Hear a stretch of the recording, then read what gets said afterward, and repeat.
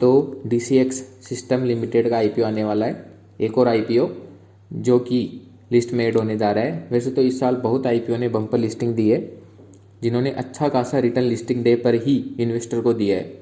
तो हम इस वीडियो में देखने जा रहे हैं DCX सिस्टम कंपनी के IPO का डिटेल्ड एनालिसिस, उसके IPO की opening date, closing date, company के शेयर की फेस वैल्यू, उसके लॉट साइज, इश्यू साइज जिसमें offer for sale and fresh issue क्या रहेगा, इश्यू का टाइप क्या है, कितना प्रपोर्शन QIB NII जो कि HNI और रिटेल इंडिविजुअल इन्वेस्टर्स के लिए रिजर्व रखा है, और कंपनी का क्या ऑब्जेक्ट है मनी रेज करने का, और कंपनी किस बिजनेस में ऑपरेट करती है। एंड इसी के साथ हम बात करेंगे कंपनी के फाइनेंशियल्स के बारे में भी।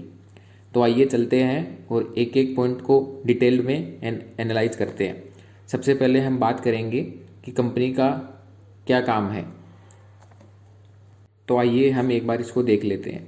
DCX कंपनी लिमिटेड एक मैन्युफैक्चरिंग कंपनी है जो कि इलेक्ट्रॉनिक सब सिस्टम्स एंड केबल हार्नेस की मैन्युफैक्चरिंग करती है। कंपनी ने अपना बिजनेस ऑपरेशन 2011 में स्टार्ट किया था, और जो कि preferred Indian offset partner for foreign original equipment manufacturers OEM for executing aerospace and defence manufacturing object मानी जाती है। 2020 में कंपनी ने hitech defence and aerospace park SEZ जो कि बेंगलोर कर्नाटका में है, में अपना नया मैन्युफैक्चरिंग प्लांट भी एस्टेब्लिश किया है। अगर हम बात करें कंपनी की 30 जून 2022 को, तो कंपनी के पास 26 कस्टमर्स इन डिफरेंट कंट्रीज है, जैसे कि Israel, USA, Korea and India, और भी बहुत सारे कंट्रीज़ में है। कंपनी के की कस्टमर्स में आते हैं Elta systems limited, Israel aerospace industries limited जो कि system missiles and space division में, BEL Bharat electronics limited and Astra Rafael Comsys private limited etcetera. अगर कंपनी के बिजनेस वर्टिकल्स की बात करें तो वो है system integration in the areas of radar systems, sensors, electronic warfare, missiles and communication systems, cable and wire harness assemblies, और company ready kit of electronic and electromechanical parts भी supply करती है। अगर कंपनी के फाइनेंशियल्स की तरफ एक बार नज़र डालें तो कंपनी के पास 31 मार्च 2020 को टोटल असेट्स 698.85 करोड़ थे, जो कि 31 मार्च 2021 को 793.18 करोड़, जिसमें 13.50% की इंक्रीमेंट देखी जा सकती है।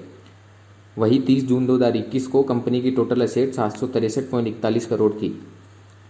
हम अगर इसकी टोटल रेवेन्यू की बात करें तो कंपनी के पास 31 मार्च 2020 को 465.23 करोड़ की रेवेन्यू जनरेट हुई है। वहीं 31 मार्च 2021 को कंपनी की revenue year on year basis पे 46.86% के साथ बढ़कर 683.24 करोड़ हो गई है। वहीं 30 जून 2021 को कंपनी की टोटल रेवेन्यू 128.69 करोड़ है। अब हम बात करेंगे कंपनी के प्रॉफिट आफ्टर टैक्स की, जिसको हम पेट भी बोलते हैं। 31 मार्च 2020 को कंपनी का प्रॉफिट आफ्टर टैक्स 9.74 करोड़ था, जो कि 2 गुना से भी अधिक बढ़कर 31 मार्च 2021 को 29.56 करोड़ हो गया, और 30 जून 2021 को कंपनी का प्रॉफिट आफ्टर टैक्स 3.34 करोड़ है। कंपनी के टोटल बोरोविंग्स 31 मार्च 2020 को 133.98 करोड़ थी, जो कि बढ़कर 31 मार्च 2021 को 136.38 करोड़ हो गई, और वही 30 जून 2021 को 112.62 करोड़ है। अब आप सोच रहे होंगे कि कंपनी का प्रॉफिट आफ्टर टैक्स 30 जून 2021 को कम कैसे हो गया। तो ये मैं आपको बता दूं, ये 3 महीने का प्रॉफिट है, ना कि पूरे साल का। तो अब कंपनी के ऑब्जेक्टिव के बारे में बात कर लेते हैं कि कंपनी का ऑब्जेक्टिव क्या है IPO लाने के पीछे। तो कंपनी अपनी रेज किया हुआ पैसों का यूटिलाइज कंपनी की बोरोविंग्स का रीपेमेंट करने में करेगी। दूसरा, कंपनी की वर्किंग कैपिटल रिक्वायरमेंट के लिए कंपनी IPO ला रही है। तीसरा, कंपनी अपनी होली ओन्ड सब्सिडरी जो कि रेनियल एडवांस सिस्टम प्राइवेट लिमिटेड है, उसमें एज एन इन्वेस्टमेंट, ताकि वो कंपनी के कैपिटल एक्सपेंसेस को फंड कर सके। और लास्ट, जिसमें कि कंपनी पैसा यूटिलाइज करेगी, वो है जनरल कॉरपोरेट पर्पज। अब कंपनी के IPO के डेट्स पे एक बार नज़र डाल लेते हैं। कंपनी का IPO 31 अक्टूबर 2022 से लेके 2 नवंबर 2022 तक ओपन रहेगा, जिसमें ओपनिंग डेट 31 अक्टूबर 2022 रहेगी और क्लोजिंग डेट 2 नवंबर 2022 रहेगी। बेसिस ऑफ अलॉटमेंट 7 नवंबर 2022 को रहेगा। रिफंड का इनिशिएशन 9 नवंबर 2022 है। कंपनी के शेयर आपके डीमेट अकाउंट में 10 नवंबर 2022 तक क्रेडिट हो जाएंगे और कंपनी का शेयर 11 नवंबर 2022 को लिस्ट होगा। कंपनी के शेयर की फेस वैल्यू 2 रुपये पर शेयर है। प्राइस बैंड कंपनी ने डिसाइड किया है 197 से 207 रुपये पर शेयर, जिसमें लॉट साइज़ 72 शेयर पर लॉट रहेगी। कंपनी का इश्यू साइज 500 करोड़ के लगभग का है, जिसमें फ्रेश इश्यू का कंपोनेंट 400 करोड़ है और ऑफर फॉर सेल 100 करोड़ के लिए रहेगा। वहीं बात करें कंपनी के इश्यू टाइप की, तो कंपनी का आईपीओ का issue type book build issue रहेगा, जो कि बीएसई और एनएसई दोनों पे लिस्ट होगी। कंपनी में 3 तरह की कैटेगरीज, जिसमें क्यूआईबी, एनआईआई और रिटेल शेयर्स रहेगा, जिनके लिए कंपनी ने 75% रिजर्व किया है क्यूआईबी के लिए, एनआईआई के लिए 15% और रिटेल आरआईआई के लिए 10%। वहीं कंपनी के प्रमोटर्स है NCBG holding incorporation and VNG technology private limited, जो कि 2 कंपनी के प्रमोटर्स है।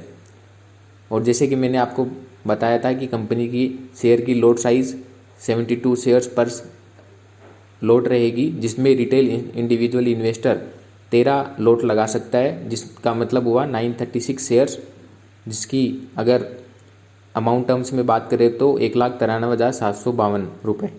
कंपनी के जीएमपी ग्रे मार्केट प्रीमियम की बात करें तो 27 अक्टूबर 2022 को कंपनी का grey market premium as per market observer 55 से 75 के बीच में बताया जा रहा है, जो कि 32% के लगभग है। तो आपने इस वीडियो में देखा कि हमने कंपनी के फाइनेंशियल्स के बारे में डिस्कस किया, आईपीओ की डिटेल्स के बारे में डिस्कस किया और कंपनी के आईपीओ लाने के पीछे मेन ऑब्जेक्टिव क्या था उसके बारे में भी देखा।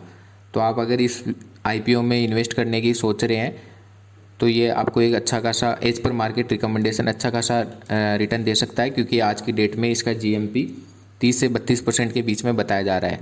बट 31 अक्टूबर को इसकी पोजीशन क्या रहती है उसको देखने के बाद ही इसकी फाइनल पोजीशन के बारे में पता लगाया जा सकता है। तो एक बार 31 अक्टूबर 2022 को इसकी मार्केट कंडीशन क्या रहती है उसको देखें और फिर आपका क्या विचार रहता है इन्वेस्ट करने का और नहीं, तो उसके बारे में आप अपना निर्णय लें। तो हमारा वीडियो आपको अच्छा लगा होगा। मिलते हैं अगले वीडियो में नेक्स्ट आईपीओ के साथ। तब तक हमारे वीडियो को लाइक और हमारे चैनल को सब्सक्राइब करना ना भूलें।